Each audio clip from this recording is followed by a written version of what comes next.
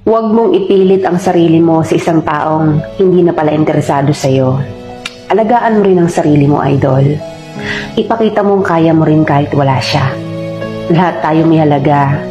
Bakit mo pa sasayangin ng oras sa taong hindi nakikita ang halaga mo? Ito ang tatandaan nyo.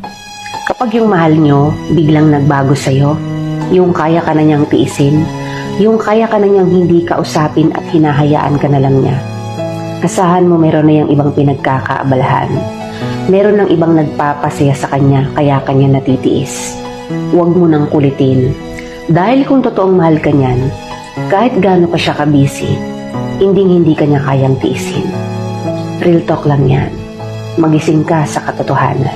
Bakit mo pinagpalit ang matagal nating pagsasama? Sa ilang araw